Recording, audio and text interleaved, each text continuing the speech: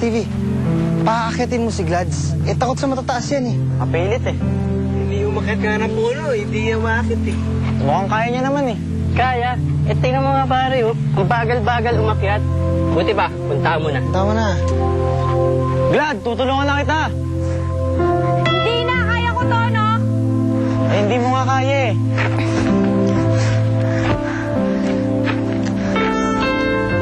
Ano? Ako na lang. Hindi, utang na loob ko pa to sa'yo, no? Kaya ako na lang. Hindi mo nga kaya.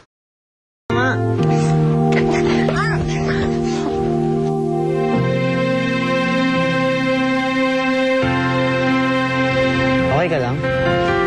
Okay lang, okay na ako. Tulungan na kita.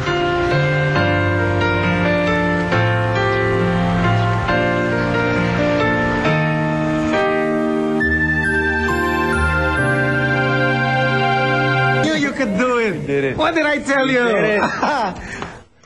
Ano kayo dyan? Sabi ko sa inyo eh. Happy, wag na po. Lambat-sambahan lang yan.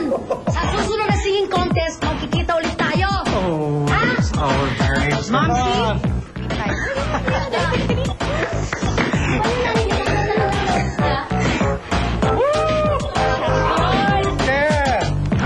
Gladys, okay ka lang? Hindi ka ba nasaktan? Bakit ka pa sumunod? Hindi ka na kasing mahulog eh. Natakot lang ako. Bakit? Wala lang. Siguro nagigilty ka, no? Kasi sabi nila lagi, hindi ka daw umakit sa matataas. Hindi ko lang maalamin eh. Di sana, hindi kita pinilit. Kasi pinagpipilitan nyo na duwag ako eh. Na hindi ko kaya maging coach nyo. Ginagawa ko naman lahat eh. Tsaka kahit anong ipagawa nyo sa akin, gagawin ko. Sorry. Hindi ako uurong. Gladys, ano yan? Galos? Wala. Wala to. Kasugat ka?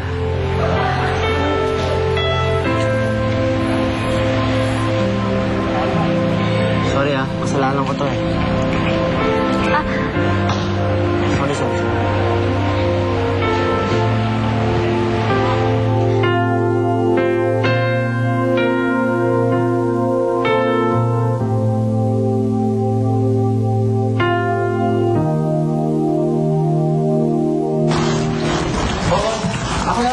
Ako na lang.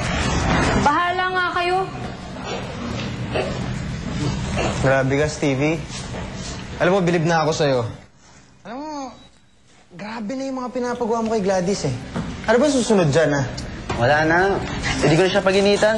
Nakakaawa naman. Nakakaawa, susal mo si Gladys pa. Hindi yun. Never nagbukang kawawa yung pinsang ko yun. Palaban yun. Eh, ayoko na kasi makasakit eh. Katulad kanina. Nasugatan siya sa pag-akyat. Naku, mukhang di si Gladys ang tumiklop ah. Mukhang si Stevie ah. Hindi Surrender ka na eh. Hindi. Kasi napatunayan ko lang na buo yung loob niya sa pagko-coach. Kaya okay na siya sa akin. Okay, sandali. Ikaw kaya, cool ba sa'yo si Gladys? Eh, siguro asar na yun. Hindi. Kasi kanina nag-usap na kami. Okay na kami ni Gladys. Batiin na kami. Buti naman. Okay. Hoy. Coach, what's up, Coach? Oo nga pala. Sino na sa inyo yung nakapaglaro na ng beach volleyball? Beach volleyball. Wala akong Wala pa? Wala pa ho. Kasi sa beach volleyball, iba yun sa regular na laro na volleyball lang. Iba yung strategy, iba yung kilos, iba yung lahat, iba yung suot. Unahin natin yung suot. Yung costume, yung outfit pag naglalaro ng volleyball, ng beach volleyball. Yung mga damit nyong yan, ito, hindi pwede yan. Huh? Hindi pwede yan. Papalitan natin yan. No? Kasi kailangan masanay kayo sa init ng araw eh. Kasi dun sa game natin, babad talaga tayo sa araw. So unahin natin sa pambaba Pambaba. So ito yung susuotin yung pambaba. Yan! Coach! Ito lang susuotin namin. Pinagtitrip pa nata tayo ni Gladys eh. Ikaw kasi. Ano talaga yan? Ayan, sige na, hubad na, hubad.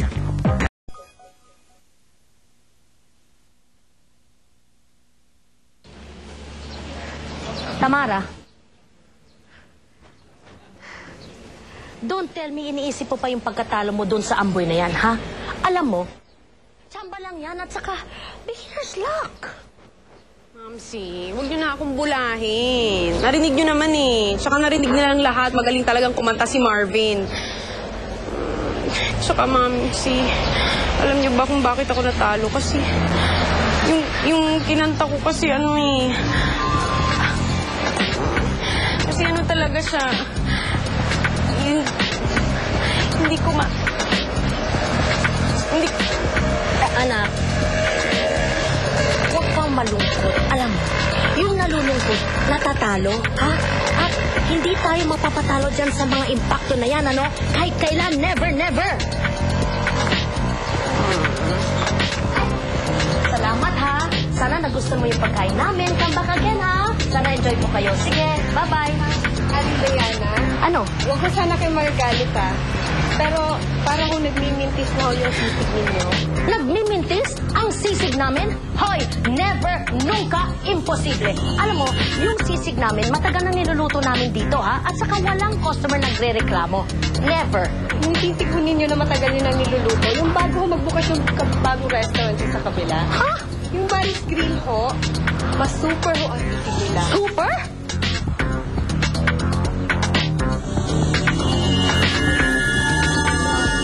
Hindi naman totoo yun. Kaya Tamara na, narinig mo?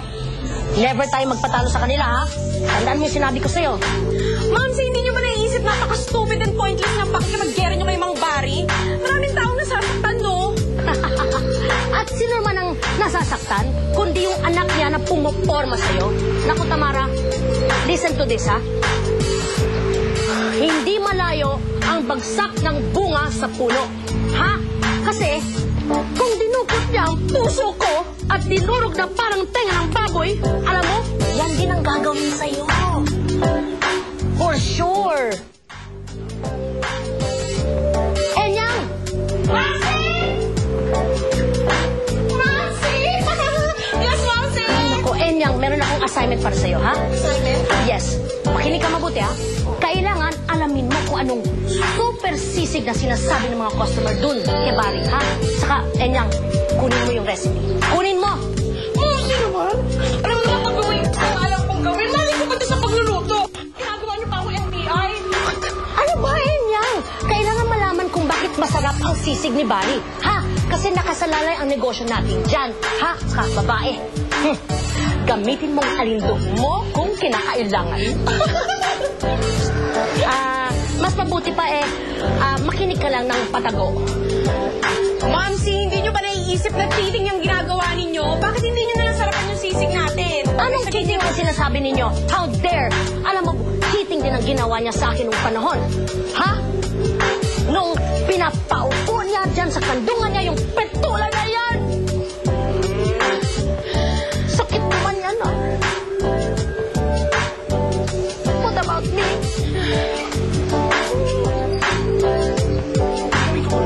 Gawin mo, ah.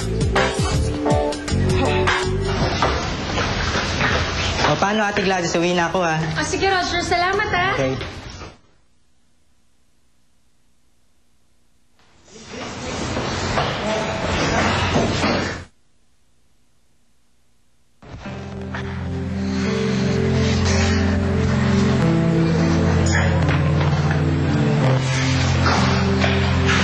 Oo.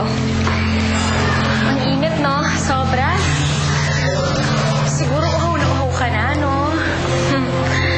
Kaya lang, kaalis lang ng waterboy eh. Paano yan? Sayang naman. May dala akong mineral water. Kasama?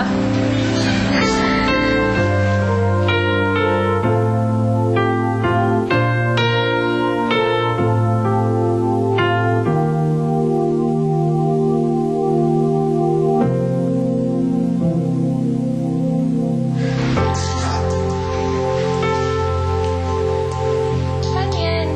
Wala na eh. Sorry ah. Bye. Akala ko ba okay na kay ni Glads? Okay na, okay.